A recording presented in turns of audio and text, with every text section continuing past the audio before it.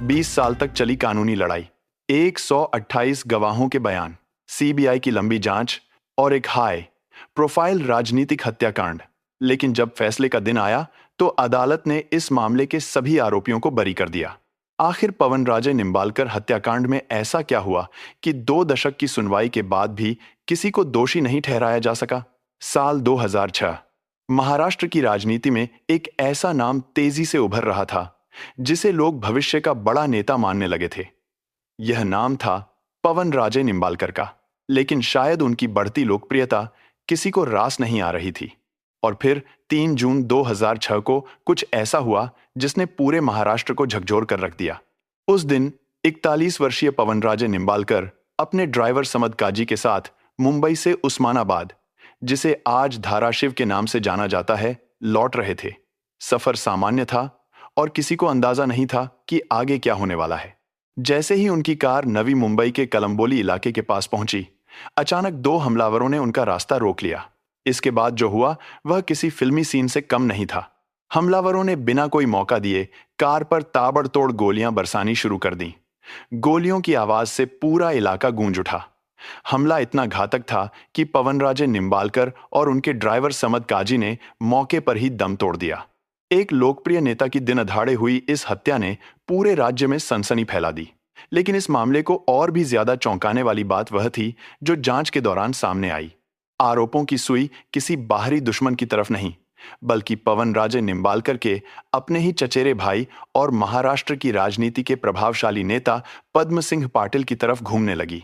लेकिन जरा सोचिए, जिस इंसान को कभी परिवार का हिस्सा माना जाता था, उसी पर हत्या की साजिश का आरोप लग जाए तो मामला सिर्फ एक क्राइम नहीं रह जाता, बल्कि विश्वासघात की कहानी बन जाता है। अगर आपको भी लगता है कि ऐसे मामलों की सच्चाई लोगों तक पहुंचनी चाहिए, तो वीडियो को लाइक जरूर कर दीजिए। और अगर आप हमारे चैनल पर पहली बार आए हैं तो सब्सक्राइब कर लीजिए, क्योंकि आगे इस केस में जो खुलासे होने वाले हैं वो कहानी को पूरी तरह बदल देंगे। पद्म सिंह पाटिल, जो उस समय एक बड़े राजनीतिक चेहरे माने जाते थे, बाद में इस हत्याकांड के मुख्य आरोपियों में शामिल किए गए। यानी यह मामला अब सिर्फ एक हत्या का नहीं रहा था, बल्कि यह राजनीतिक शक्ति, पारिवारिक रिश्तों और कथित साजिश की ऐसी कहानी बन चुका था जिसकी गूंज अगले 20 वर्षों तक अदालतों में सुनाई देने वाली थी। जांच आगे बढ़ी तो मामला और भी उलझता चला गया।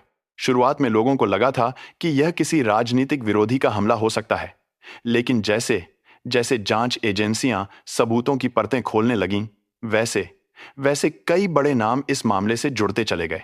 आरोपियों की सूची में सिर्फ 1 या 2 लोग नहीं थे, बल्कि इसमें राजनेता, कारोबारी, पूर्व सरकारी अधिकारी और कथित शूटर तक शामिल थे। जांच एजेंसियों के मुताबिक इस कथित साजिश में लातूर के व्यवसायी सतीश मंडाड़े, पूर्व भाजपा पार्षद और सेवानिवृत्त उत्पाद शुल्क निरीक्षक मोहन शुक्ला, शशिकांत कुलकर्णी, बसपा कार्यकर्ता कैलाश यादव समेत कई अन्य लोगों के नाम सामने आए। वहीं दिनेश तिवारी, पिंटू सिंह और छोटे पांडे को कथित तौर पर उन लोगों में शामिल बताया गया जिन्होंने इस हत्या को अंजाम देने में भूमिका निभाई थी। लेकिन इस पूरे मामले में सबसे महत्वपूर्ण नाम था पारसमल जैन का। जांच के दौरान सामने आया कि कथित तौर पर पवन राजे निंबालकर की हत्या के लिए 30 लाख रुपए की सुपारी तय की गई थी। आरोप था कि इस कथित सौदे में पारसमल जैन ने महत्वपूर्ण भूमिका निभाई थी। हालांकि बाद में घटनाक्रम ने एक बड़ा मोड़ लिया। पारसमल जैन को क्षमादान मिल गया और वह सरकारी गवाह बन गए। यानी जो व्यक्ति कभी इस कथित साजिश का हिस्सा बताया जा रहा था, वही अब अदालत में खड़े होकर बाकी आरोपियों के खिलाफ बयान देने वाला था। लेकिन कहानी यहीं खत्म नहीं होती। दरअसल निंबालकर परिवार को शुरुआत से ही जांच पर भरोसा नहीं था। परिवार का मानना था कि स्थानीय पुलिस इस मामले की पूरी सच्चाई सामने नहीं ला पाएगी। इसी वजह से उन्होंने बॉम्बे हाईकोर्ट का दरवाजा खटखटाया और स्वतंत्र जांच की मांग की। यह कदम पूरे मामले का टर्निंग पॉइंट साबित हुआ। हाई कोर्ट के हस्तक्षेप के बाद यह मामला देश की सबसे बड़ी जांच एजेंसी सीबीआई के पास पहुंच गया। अब इस हत्याकांड की जांच स्थानीय स्तर से निकलकर राष्ट्रीय स्तर पर पहुंच चुकी थी। सीबीआई ने कई वर्षों तक दस्तावेजों, कॉल रिकॉर्ड्स, गवाहों और परिस्थितिजन्य सबूतों की जांच की। और फिर साल 2009 में एजेंसी ने एक ऐसा दावा किया जिसने महाराष्ट्र की राजनीति में भूचाल ला दिया। सीबीआई ने अपनी चार्जशीट में पद्म सिंह पाटिल को इस हत्याकांड का मुख्य आरोपी और कथित साजिशकर्ता बताया। यानी जांच एजेंसी का मानना था कि यह कोई अचानक हुआ हमला नहीं था, बल्कि इसके पीछे एक सोची, समझी और पहले से तैयार की गई साजिश काम कर रही थी। लेकिन सबसे बड़ा सवाल अभी भी बाकी था। आखिर ऐसा क्या हुआ था कि एक समय साथ काम करने वाले दो प्रभावशाली नेताओं के रिश्ते इस हद तक बिगड़ गए कि हत्या जैसी गंभीर साजिश के आरोप लगने लगे? सीबीआई की चार्जशीट सामने आने के बाद अब सबकी नजर एक ही सवाल पर टिक गई थी। आखिर ऐसा क्या हुआ था कि एक प्रभावशाली नेता की हत्या के पीछे राजनीतिक साजिश का आरोप लगाया जा रहा था? सीबीआई का दावा था कि इस पूरे मामले की जड़ राजनीतिक प्रतिद्वंद्विता में छिपी हुई थी। जांच एजेंसी के अनुसार पवन राजे निंबालकर उस्मानाबाद जिले में तेजी से लोकप्रिय हो रहे थे। उनकी सभाओं में भीड़ बढ़ रही थी। उनका प्रभाव लगातार मजबूत हो रहा था और कई लोग उन्हें क्षेत्र की राजनीति का अगला बड़ा चेहरा मानने लगे थे। सीबीआई का आरोप था कि यही बढ़ती लोकप्रियता पद्म सिंह पाटिल के लिए चिंता का कारण बन गई थी।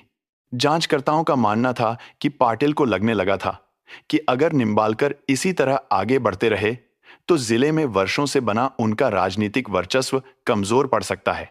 लेकिन सिर्फ राजनीतिक प्रतिस्पर्धा ही जांच एजेंसी के मुताबिक विवाद की वजह नहीं थी।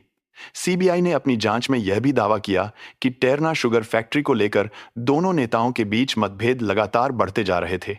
आरोप था कि निंबालकर फैक्ट्री के प्रबंधन और उससे जुड़े कुछ फैसलों का विरोध कर रहे थे और यही विरोध धीरे धीरे राजनीतिक तनाव में बदल गया। सीबीआई के अनुसार इसी कथित दुश्मनी के कारण निंबालकर को रास्ते से हटाने के लिए 30 लाख रुपए की सुपारी दिए जाने की साजिश रची गई। हालांकि दूसरी तरफ पद्म सिंह पाटिल ने शुरुआत से लेकर अंत तक इन सभी आरोपों को खारिज किया। उन्होंने खुद को निर्दोष बताया और कहा कि उनका इस हत्या से कोई संबंध नहीं है। लेकिन जांच आगे बढ़ती रही। जून 2009 में सीबीआई ने पद्म सिंह पाटिल को गिरफ्तार कर लिया। यह गिरफ्तारी पूरे महाराष्ट्र में चर्चा का विषय बन गई, क्योंकि पहली बार एक बड़े राजनीतिक नेता को इस हाई प्रोफाइल हत्याकांड में मुख्य आरोपी के रूप में गिरफ्तार किया गया था। हालांकि कुछ ही महीनों बाद सितंबर 2009 में अलीबाग की एक सत्र अदालत ने उन्हें जमानत दे दी। लेकिन कानूनी लड़ाई यहीं खत्म नहीं हुई थी। असल लड़ाई तो अब शुरू होने वाली थी। एक ऐसी कानूनी लड़ाई जो महीनों नहीं, सालों नहीं, बल्कि पूरे 20 वर्षों तक चलने वाली थी। जुलाई 2011 में इस मामले की सुनवाई औपचारिक रूप से शुरू हुई। 1 मिनट के लिए रुककर सोचिए। 20 साल, 128 गवाह, हजारों पन्नों के दस्तावेज, और फिर भी सच अदालत तक पहुंच पाएगा या नहीं, यह किसी को नहीं पता था। अगर आप भी आखिर तक जानना चाहते हैं कि इतने बड़े मुकदमे का नतीजा क्या निकला, तो अभी वीडियो को लाइक कर दीजिए और इसे अपने दोस्तों के साथ शेयर जरूर कीजिए, क्योंकि ऐसी हाई प्रोफाइल कहानियां अक्सर लोगों की नजरों से छूट जाती हैं।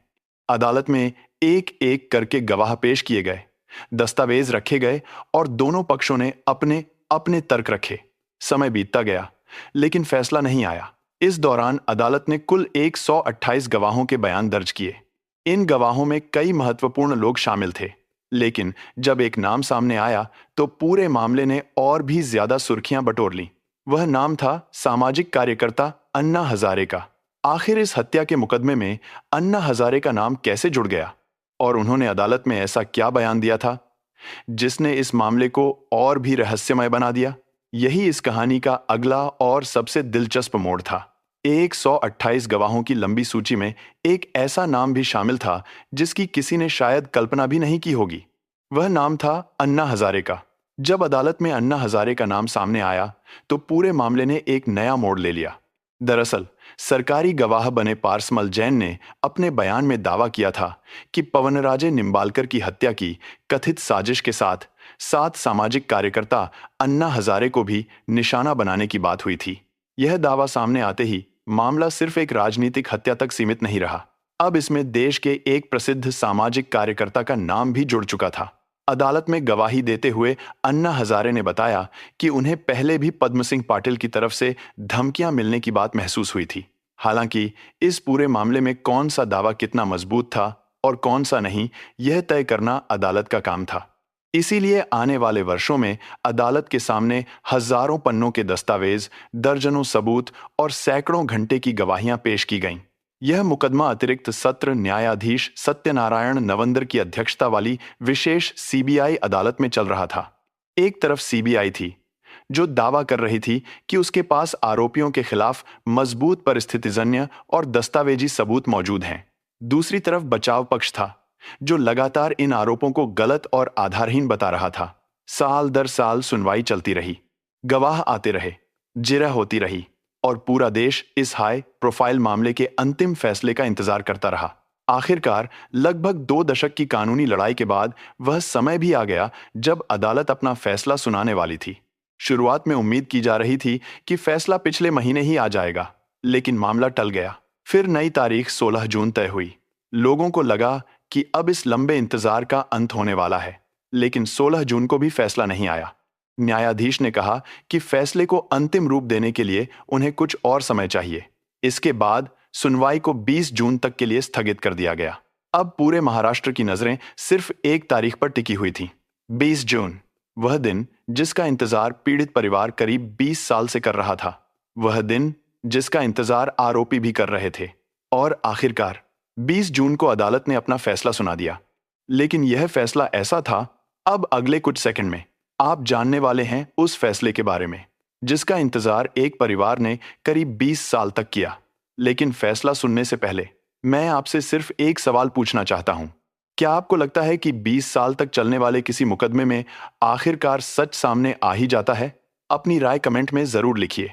और अगर आपने अभी तक चैनल को सब्सक्राइब नहीं किया है तो अभी कर लीजिए, क्योंकि हम ऐसे ही रहस्यमय और हाई प्रोफाइल क्राइम केस की पूरी कहानी आपके लिए लेकर आते रहते हैं। अब जानते हैं कि अदालत ने आखिर क्या फैसला सुनाया, जिसने एक बार फिर पूरे मामले को चर्चा के केंद्र में ला दिया।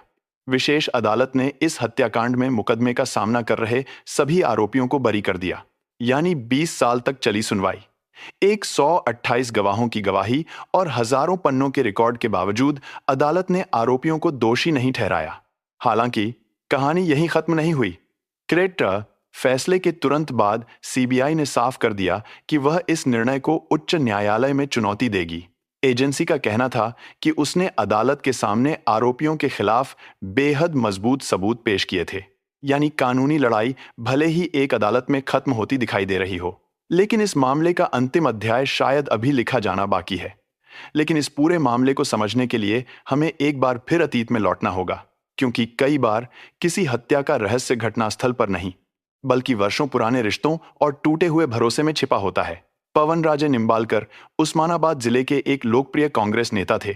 लोगों के बीच उनकी पकड़ मजबूत होती जा रही थी और राजनीति में उनका कद लगातार बढ़ रहा था। लेकिन दिलचस्प बात यह है कि जिस व्यक्ति पर बाद में उनकी हत्या की साजिश रचने का आरोप लगा, कभी वही व्यक्ति उनके राजनीतिक सफर का सबसे बड़ा समर्थक भी माना जाता था। गवाही के दौरान सामने आई जानकारी के अनुसार पवन राजे निंबालकर ने अपने राजनीतिक जीवन के शुरुआती दिनों में पद्म सिंह पाटिल के समर्थन से ही आगे बढ़ना शुरू किया था।